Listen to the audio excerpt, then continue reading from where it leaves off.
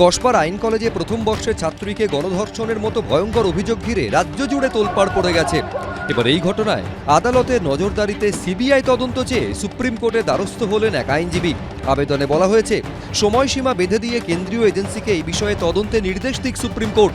আবেদনে লেখা হয়েছে, পশ্চিমবঙ্গে পেশাদারদের ওপর হিংসার ঘটনা উদ্বেগজনক, অবিলম্বে বিচার বিভাগকে বিবেচনা করার আবেদন জানাচ্ছি। এই ঘটনার সঙ্গে আরজিকর মেডিকেল কলেজের ঘটনার মিল রয়েছে।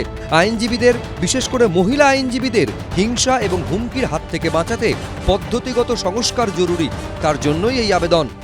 लेटर पिटीशन में हमारा पहला डिमांड ये है कि इस मैटर पहले तो सुओ मोटो लिया जाए, सुओ मोटो के साथ इस मैटर को इन्वेस्टिगेशन के लिए सीबीआई को दिया जाए टाइम बाउंड मैनर में।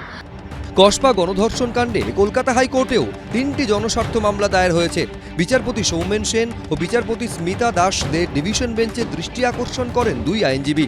হাইকোর্টের অবসরপ্রাপ্ত বিচারপতির নজরদারিতে তদন্তের আর্জি জানানো হয়।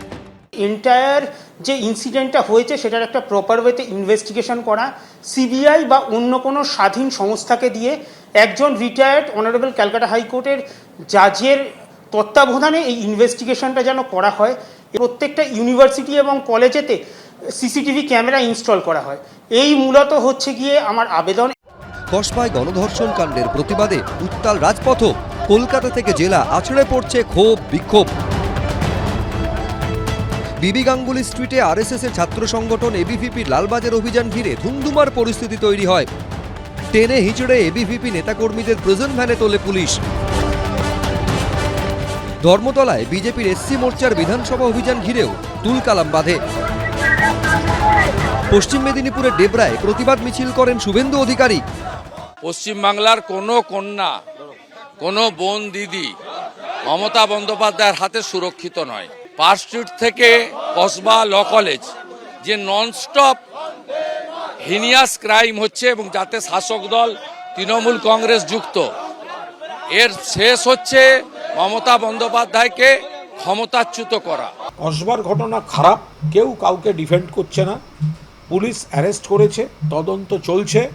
সর্বোচ্চ শাস্তি আমরা ফাঁসির পক্ষে। বুধবার কসবা অভিযানে ডাক দিয়েছে রাজ্য বিজেপির যুব মোর্চা। 9 আগস্ট আরজিকর কাণ্ডের 1 বছর। নিহত চিকিৎসকের মা বাবার আহ্বানে ওই দিন নবান্ন অভিযান হলে তাতে বিজেপি অংশ নিতে রাজি বলে জানিয়েছেন শুভেন্দু অধিকারী।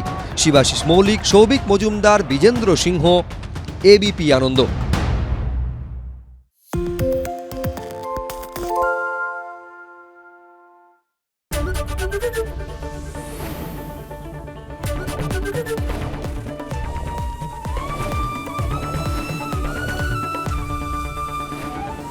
এবিপি আনন্দ, এগিয়ে থাকে, এগিয়ে রাখে।